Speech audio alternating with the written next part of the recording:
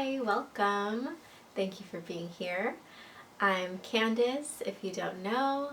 I'm an energy worker and a coach and an astrologer and a mama and sometimes a tired person doing all of that. But I'm happy to be here and really excited to be sharing this. I'm going to be reading off of some notes. It is summer of 2023 and Venus retrograde in Leo has been turning heads and having a lot of us thinking about love in so many ways. And I really want to talk about this Venus retrograde and our love for our children and the healing that love can provide us and that we can offer to the world. And that can include our love for our inner child as well. So first off, some basics. What does it mean for a planet to be retrograde? A planet is retrograde when, from our view on Earth, it appears to move backward in the sky compared to its usual direction. It doesn't actually change direction, but from our view it does. So a retrograde is really an illusion of space.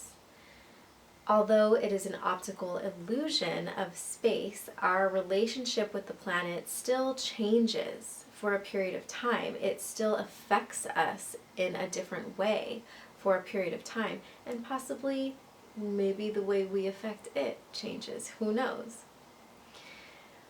But not only are there illusions of space during a retrograde, but also illusions of time. So retrograde periods have a tendency to bring up things from the past. People, circumstances, lessons, memories, emotions, versions of ourself, etc., etc. With Venus retrograde in particular, Venusian things from the past will come up, so especially relationships, financial matters, matters of self-worth, contemplations around our values. So anyways, I see retrogrades as time portals. They are time portals in other ways too. For example, actions taken during this period will tend to have effects, good or bad or neutral, but effects later on. And things that are initiated during this period will tend to either only last during this period in some way and kind of come to a close as the period ends, or if they continue on, when they eventually do come to a close, there is a pattern of the things then closing during a future retrograde period, which is so interesting. So we've talked about space and time, but the idea of space-time is fascinating and mind-boggling to me, and can we please talk about it more? I'm currently reading this book that I want to be sure to show because everyone should read it. It's so brilliant and important. It's called The Disordered Cosmos, a journey into dark matter, space-time, and dreams deferred, and it's by Dr. Chanda Prescott-Weinstein. And there's a chapter in that book called Space-Time Isn't Straight, where the author explains why quantum physics or theoretical physics is actually quite intuitive to genderqueer and non-binary people, despite the insistence from the science community that it is an unintuitive theory. And by science community, I don't mean to disparage science. Science is a real thing. I mean the white supremacist roots and the cis heteronormative hegemony that makes up science, right? Which Dr. Prescott-Weinstein illustrates beautifully in that book. Everybody read it.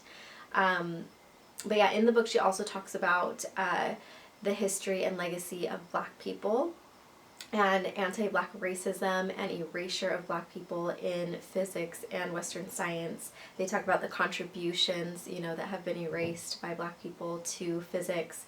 They talk about the science of melanin, the physics of melanin, which is so cool. Just everyone read it. But anyways, the curved and relative nature of space-time, because of this book and other things, has been on my mind, particularly during this retrograde period. And so if time is relative and how we perceive time changes and fluctuates, and it doesn't always seem to make sense, right? Venus stationed retrograde on July 22nd, 2023, and it will station direct, meaning it will appear to start moving forward again on September 3rd. She'll be joined on August 23rd by Mercury stationing retrograde, and then a little bit less notably, but still notable, a lot of the outer planets will also go retrograde at the end of this month. And so this is just a very retrograde-y time that we are in this summer. And what does it mean in our day-to-day experience, in our lives, to be in a quality of time, a moment of space-time that is retrograde-y? Well, we're immersed in and part of a lot of different cycles all the time, right? So think about the cycles of day and night. Think about the different seasons in the year. Think about the different hormonal cycles or menstrual cycles that we go through, right? Even our circadian rhythms. So when we think about lots of different types of cycles, there's different qualities to the different phases of those cycles, right? So for example, when we talk about the cycle of the seasons, the phases of fall and winter are a little bit more receptive and inward and calm, right, compared to spring and summer. And even when we think about the cycle of our life, right, our youth can be a time that's like really active compared to later in life when our energy is a bit lower. So if we think about the retrograde cycle, we think about the planetary cycle, the retrograde phase is one of those periods that's more receptive, inward. It calls for reflection, reassessing, right? So during a Venus retrograde, that rewinding and reflecting and recessing and slowing down, it's applied to our relationships, because relationships are a major Venusian theme. And for this particular Venus retrograde this summer, Venus is in Leo, and Leo is a beautiful sign that is related to, among other things, children and play.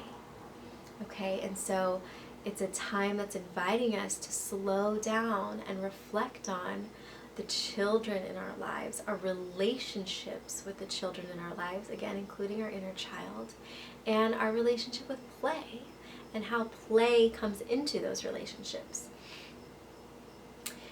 Do you know how sometimes with our kids, maybe at the end of the day when everyone's tired, or a time when everyone's hungry, or maybe during transitions, it's time to put away the screens. You know how things can like take a turn. Meltdowns happen, we lose our patience, it's not a good time, right, etc. But do you know that moment right before that happens, where there's that turning point? I find that moment of turning, that is the best time to, instead of turning toward the meltdown, if we can help it, turn toward play and playfulness. Sometimes I'm successful at this, sometimes not, but whenever I have, done this, or sometimes when I've done this, it's really helped and really changed our trajectory, and where we end up somewhere totally different from where we could have been if play was not inserted into that circumstance, right? So, for example, witnessing our children grow up right in front of our eyes is an incredible way to experience the passage of time, and it invites us into deeper gratitude and presence with the moment. When my son and I reunite after we've been away from each other for a few days, when he's been living with his dad, I pretty much always find myself saying to him, when we first hug, I tell him, "Wow, did you grow? you know, and recently when we came back together, he hugged me tight and he like, you know, he did the like, oh, slightly like grunted and like almost picked me up. If he had been a little bit taller and like a little bit stronger, he would have picked me up. And he said, "Mommy, did you get smaller?" And I laughed and I looked at him and teared up, you know, and it was a precious moment. You know, there are certain things in life that curve our sense of time. Retrogrades is one of them, right? As well as our immense love for our children. Retrogrades and our immense love for our children break the illusion of the objectivity of time imposed by the oppressive clocks that dictate our work schedules and school bells and the entirety of our modern lives. Retrogrades and our immense love bend time into something completely relative. Here's some mom math to show you what I mean. Now, I will swear to you that just yesterday, my son was 2 years old. That was 5 years ago. So relatively speaking, now that my son is 7, his 12th birthday is going to arrive tomorrow. He'll only be little right now, today. Today is everything. Today is precious. Today he still wants me to push him on the swing, and one day soon he literally will not.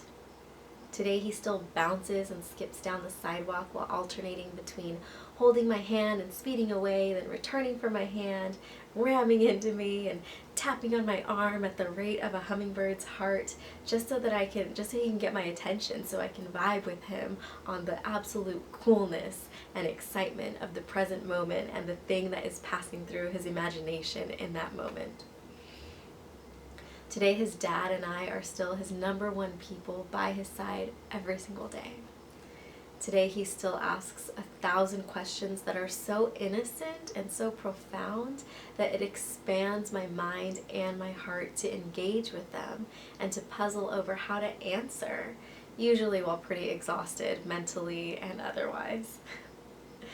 Today he still does 10,000 things that make more mess and more work for me, often things he has been told and asked not to do more than once, things that annoy and frustrate me and that bring life to my home and that bring patience, endurance, compassion, flexibility, and so much more to the urgent forefront of what I must grow within myself.